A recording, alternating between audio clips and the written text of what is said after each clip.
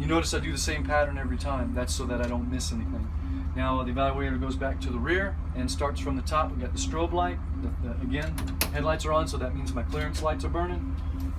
Amber warning lights are on. And I open up the door. There's my red warning lights, and this is your third chance to get that stop arm, swing gate, stairwell light, and service door. Moving on down, left turn, right turn, hazard lights. Now this is where it's different from the front. I got my foot on the brake, so I've got my brake lights. Take my foot off the brake, now I should have running lights. Foot back on the brake and put it in reverse, I got reverse lights. Notice I didn't take my hand off of the shift lever while it was out of gear, while it was in gear versus in neutral. Okay, so pressure's still building. That's all my lights, interior and exterior. Now I'm going to start checking the systems out. Don't need to worry about the fans, but we're going to do the rear heater. You can hear that one. We'll do the front heater. And we're going to do the front defrost. Alright, coming across, I got my windshield wipers. I'm going to check down. One thing I forgot to mention when I was checking the glass and everything is before you run your windshield wipers, you should check the blades to make sure the blades are not torn or damaged or missing. Reason being is it's metal, and if you turn your wipers on and the blade's missing, it can damage the windshield. So that was a mistake I made before I cranked the engine up. We were doing the glass and the mirrors and all that. I should have mentioned the windshield wiper blades. So you turn it to make the wipers come on, you push it to make the washer come on. All right, so from there, I'm going to come across here. I'm over 100 psi, so that's good. I believe I've got everything that I needed to get. So what I'm going to do now is I'm going to do a quick review.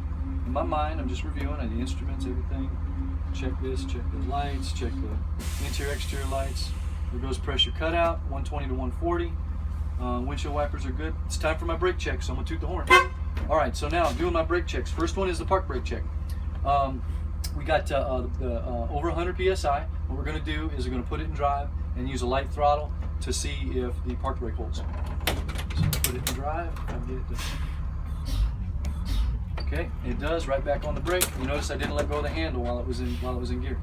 All right, so that's my park brake check. Now I'm going to do a service brake check. What I'm going to do is accelerate forward approximately 5 miles an hour. I'm going to guard the wheel. I'm not going to put a death grip on it, but I'm going to guard the wheel, come to a complete stop, and make sure that the bus doesn't pull to the left or to the right. Always look at the mirrors before you roll. The speedometer doesn't work on this bus. All right, here's a stop. No pull to the left or to the right. All right, stop, pop, neutral. All right, actually what I'm going to do, just for Mr. Edwards' sake, I'm going to move the bus up to where it's going to be for his straight line backing. We'll go ahead and do the LAB up here. All right, stop, pop, neutral. We just finished our service brake check. All right, now I'm going to set up for the LAB. So I put my foot on the floor. It's the third time I take my foot off the brake. First time my foot comes off the brake is during the running light and brake light check in the rear. The second time is during the park brake check, which we just did. And the third time is right before we do the LAB, which is when my foot's on the floor. Now I need to get it up to pressure cutout. So I'm going to go ahead and give it some throttle and let it build back up. Pressure cutout has to be attained before you do your LAB. Otherwise it will be an automatic fail. You have to do it. So just remember, it's coming up probably a little less than 10 psi. It's probably going to pop on us there.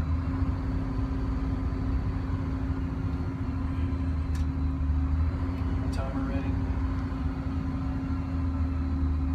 Okay, we should get pressure. There's pressure cutout. My foot's on the floor. We're going to go ahead and do the LAB test at this time.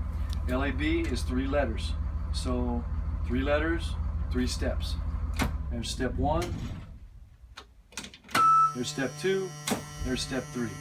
All right, so we're set up for our LAB. Now what I'm going to do is I've got my timer ready. I'm going to apply my brake. Pressure stabilizes. As soon as the pressure stabilizes, start my clock. I got to time it for a minute. Make sure I don't drop more than 3 psi. Just for compression and time's sake, we're going to go ahead and say 58, 59, 60. All right, and it did not drop more than 3 psi.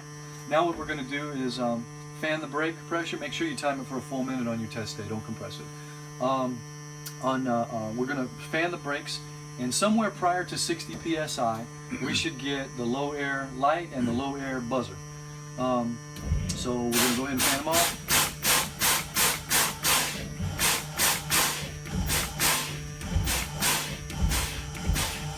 go about 65 it come on. I'm going to continue to fan my brakes, and somewhere around 20 to 40, the button should pop.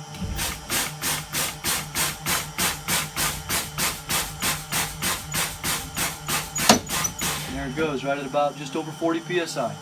All right, button pop. So that is the end of the this portion of the pre-trip. The next thing you would do would be the exterior.